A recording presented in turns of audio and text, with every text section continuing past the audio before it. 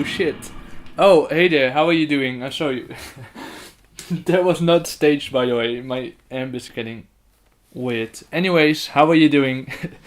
Today I will show you how to play Driving to Hawaii by Somersault. This song was requested by all these people. Thank you all so much for your comments. Yeah, of course I'm going to show you how to play the song. I will show you how to play the chords. Then I will explain the strumming pattern a bit. I will also talk a bit about how to play certain chords in a different way. And I will also talk a little bit about an interesting chord progression that Somersault uses quite a lot. And also in this song, which is very interesting, I think. But yeah, I will do that in the end of this video. But first I will show you how to play the chords. Thank you so much for watching so far. If you have any questions or song suggestions, leave them in the comments. And don't forget to subscribe first. Also check out my Instagram and Snapchat in the description if you'd like. And that's really it. Thank you so much for the support. And I hope to see you after I played the song. So the song is just in standard tuning. You don't have to use a capo or anything like that. So we can go directly into the song.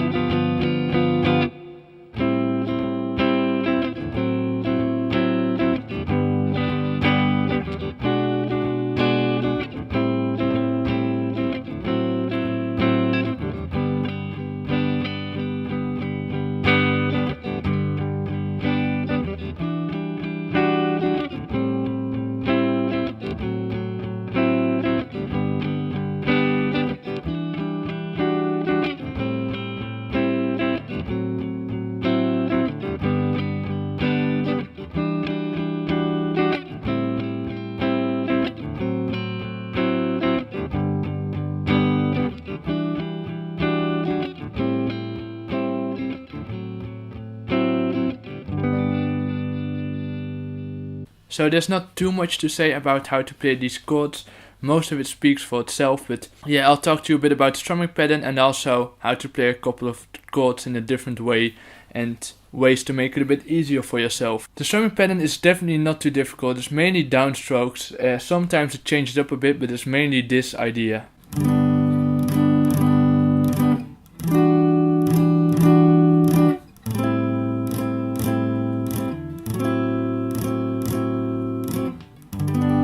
Like that. So mainly downstrokes. You can add a bit of upstrokes now and then if you like. But that's totally up to you. As always, just stay in the rhythm and you're totally fine with whatever you're doing. Then it changes up a bit when it goes into the pre-chorus or to the verse. I don't know what's the exact term, but you'll notice it.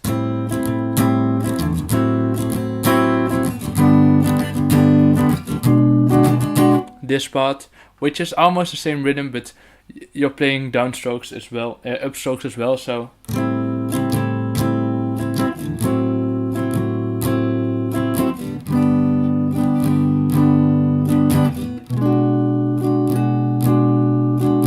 Like that, so.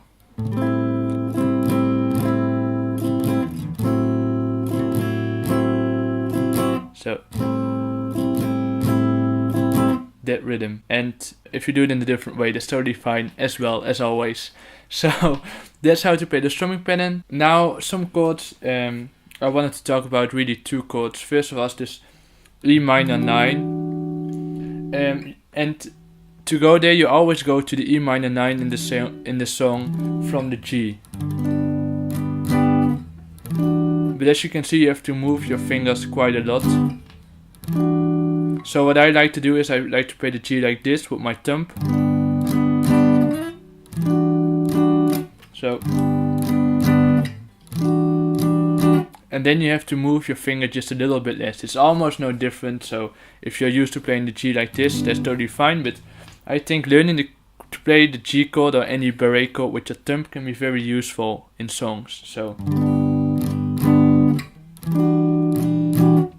Like that, but you can also play the G like this, as always, totally up to you. It's the exact same sound, but it's nice maybe to try to learn to play barré chords like this as well, just a small tip, because especially when you're going to open chords like the E, you're there in no time. Like that, but anyways, just something extra to think about for you. So the next chord I really wanted to talk about is the A minor 7 and the A minor 6. This one. They do this in quite a lot of songs, this going from the minor 7 to the minor 6, this small chord progression. It sounds really nice. And I think they really dig it, because there are lot of other songs from Somersault that use this minor 7 to minor 6. And then usually back to the root, but not always, I think. But anyways, it's a very interesting chord progression. And there's nothing wrong with that, by the way. It's actually quite brilliant that they managed to put this very small, nice little chord progression in more songs and still make the songs sound different from each other.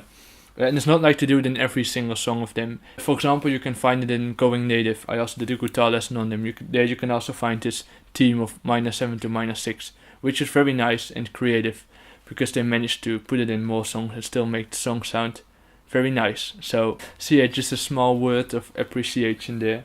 But he plays it like this.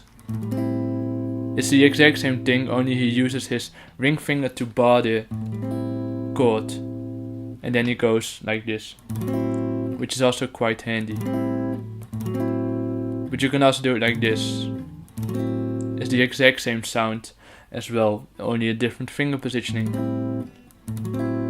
You can also do it like this, but that's a bit unhandy, I think. But so yeah, just a small tip. That's really all I wanted to say about the chords. Oh, and there's also this one,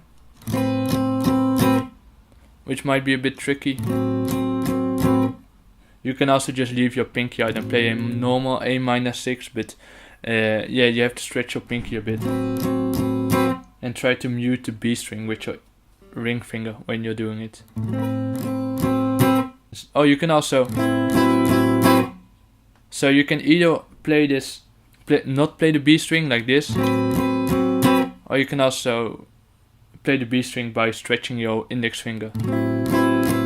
But that might be a bit tricky, so definitely check for yourself what suits you the best. But that's really everything I wanted to say about the chords and the strumming pattern.